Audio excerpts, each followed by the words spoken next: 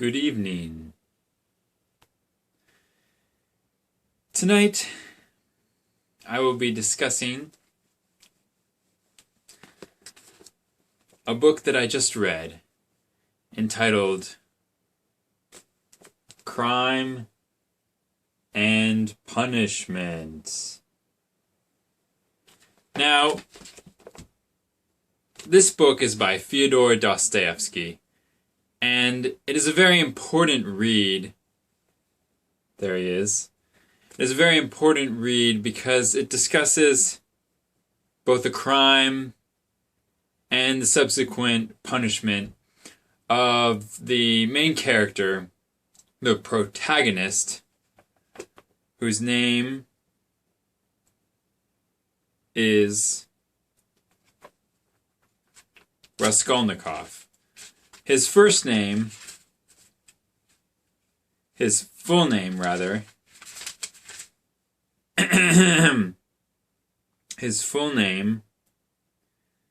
is something.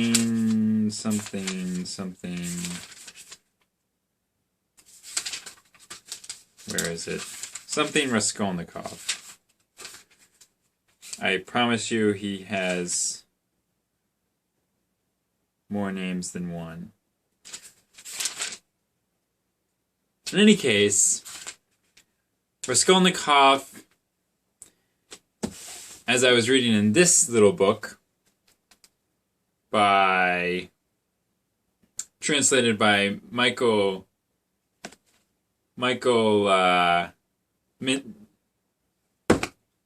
missing a letter there. Michael Minihan, by a little-known work on Dostoevsky by Konstantin Mocholsky. Now, this book explains that at the time that Dostoevsky was writing Crime and Punishment, he was living a life similar to the protagonist, Raskolnikov, in that he was wearing dingy clothes. He sat at his desk for long hours writing Crime and Punishment, and his apartments were rather dirty, unclean, sort of like Raskolnikov's apartments. But Crime and Punishment is actually Dostoevsky. It made a name for Dostoevsky. I mean, he was able to make a living after writing Poor Folk, The Gambler, some other shorter works. This was his first full-length novel, and I really enjoyed reading it and listening to it.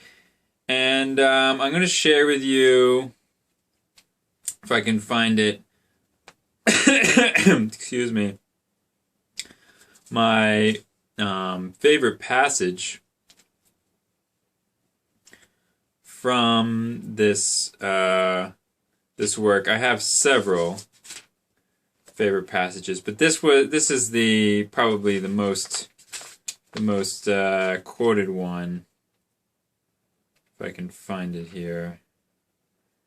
Of course, there's several characters other than Raskolnikov, although you question whether they're figments of his imagination or what is really happening. Is this part of Raskolnikov's dream? I think that could be another fitting title for this novel, Raskolnikov's Dream. But in any case, the central part of the book is centered around this one passage, and I'm just going to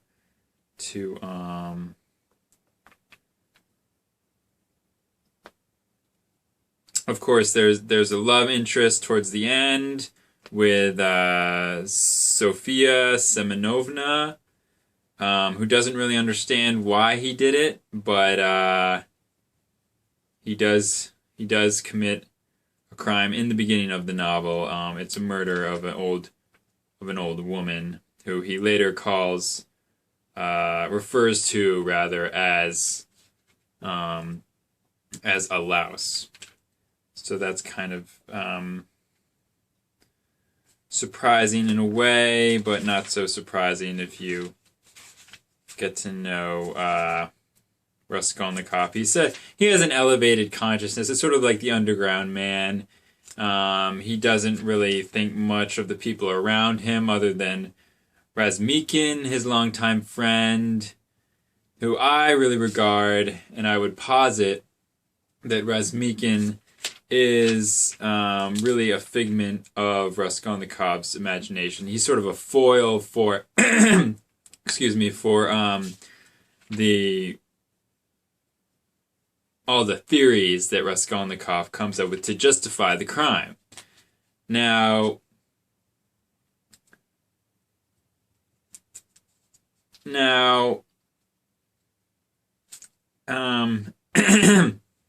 he says, I'm going to quote this passage because I'm having trouble finding the other one, and I'll get back to the other one. But right now he's talking to his sister's betrothed fiance named Peter Petrovich, who's this odd figure. He's a lawyer.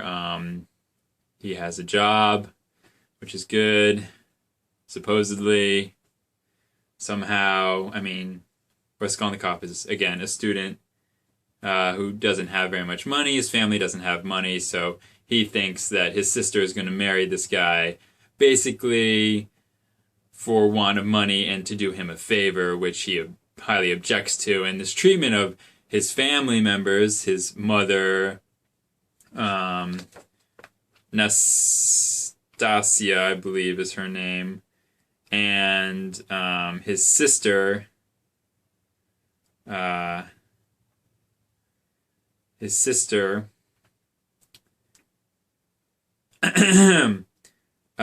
Nadia. And so he's talking to the Petrovich guy here. He says,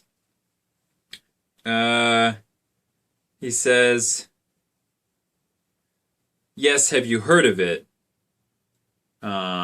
Referring to the crime, the murder of the old woman.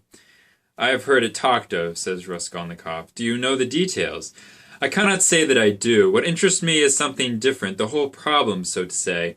I do not speak of the increase in crime among the lower classes during the past 5 years or so, nor of the unbroken series of cases of robbery and arson everywhere. For me, the strangest thing is that even in higher social circles, crime is increasing in the same way, and so to say on parallel lines. In one place we hear of a former student assaulting a postmaster. In another, people of prominent social position have been forging notes. In Moscow they have caught a whole band of counterfeiters of tickets in the last lottery. And one of the leading spirits was a reader in universal history. Somewhere else one of our embassy secretaries has been murdered for mysterious financial reasons.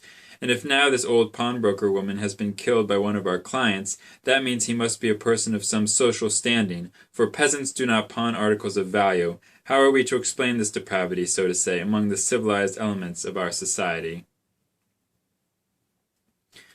So, this is a conversation, actually, between all these. This is actually a point of the novel where there's the most characters in a single room. So it's actually pretty pretty scintillating, actually, including the Dr. Zosimov, and Nastasia is actually the cleaning lady. Sorry, I mixed that up. But now that occurs to me. And that's another important passage. But that was actually in part 2. Part 2 is interesting just because of the, you sort of see the disintegration of Raskolnikov and all its psychological glory. Raskolnikov, Rodion, he's referred to, and Rodya is how his family refers to him. So that's the big. I'm still searching for this passage. The big thing. Okay, here we go.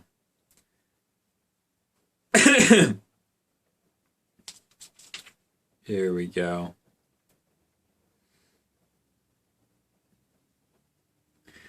"That's not true," cried Porfiry Petrovitch. He was growing visibly more animated, and he kept laughing as he looked at Razumikhin, making him grow still hotter. "Nothing else is admitted," interrupted Razumikhin hotly. "It is perfectly true. I will show you some of their little books. They explain everything about the deleterious influence of the environment, and that's all, their favorite cliché. From that it follows that if society is properly organized, all crimes will instantly disappear, since there will be nothing to protest against, and everybody will immediately become law-abiding. Nature is not taken into account. Nature is banished.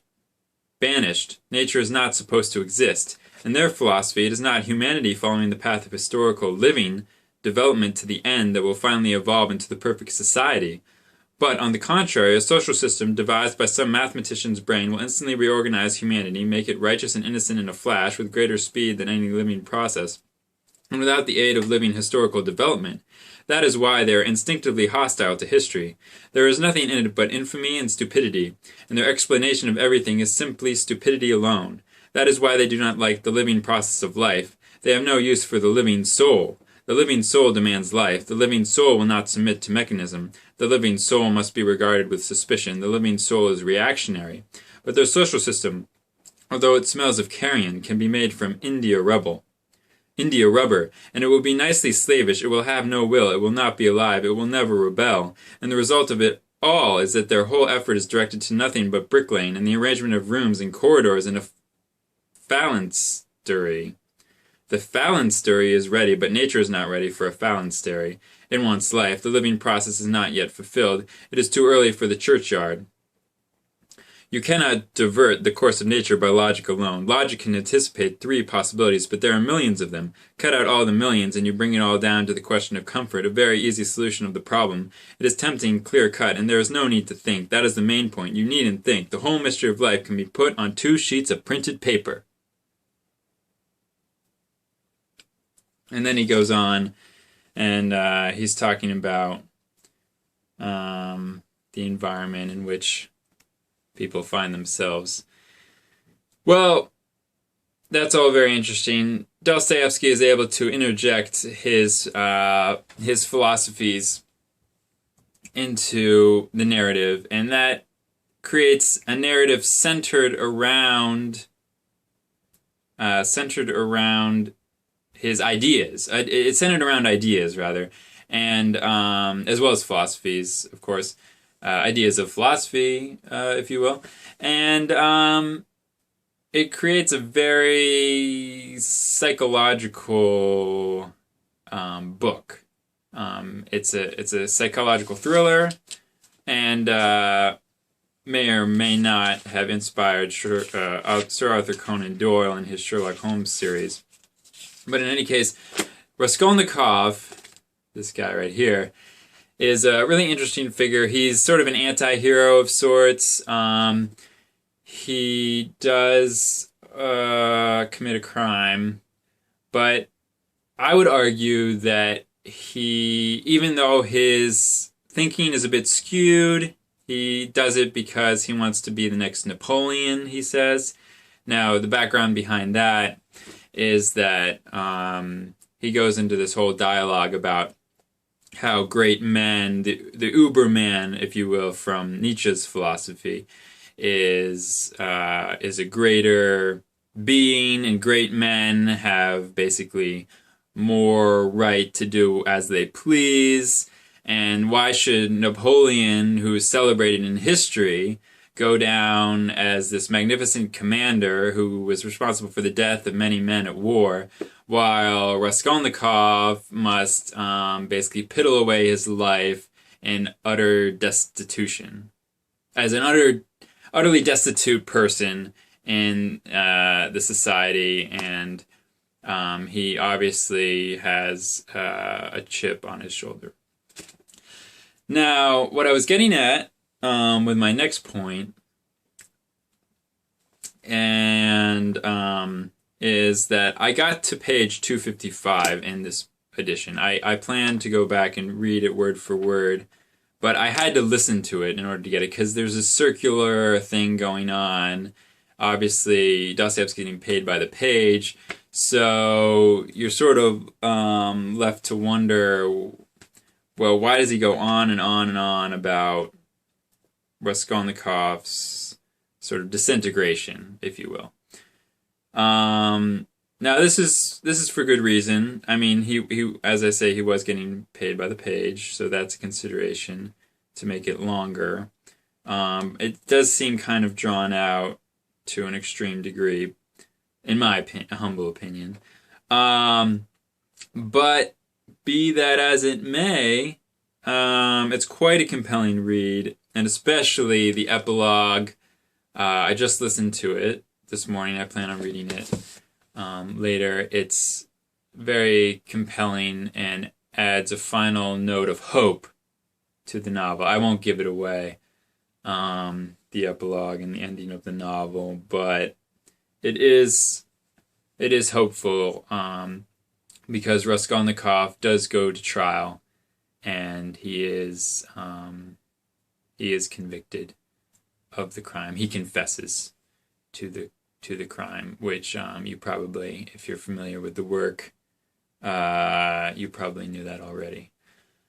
But yeah, it's not a romance by any means. It's more of a psychological disintegration novel of the protagonist, but a lot of themes are explored that are worth looking into, worth discussing more. If you would like to comment on this video, feel free. I would appreciate any comments, and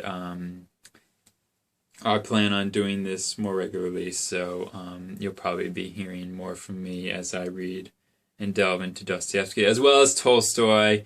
I'm about 3/4 of the way through Anna Karenina. I'm reading The Russians in preparation for my class at Breadloaf, so a lively discussion would be nice. All right, well, have a good night, and see you next time. Thank you.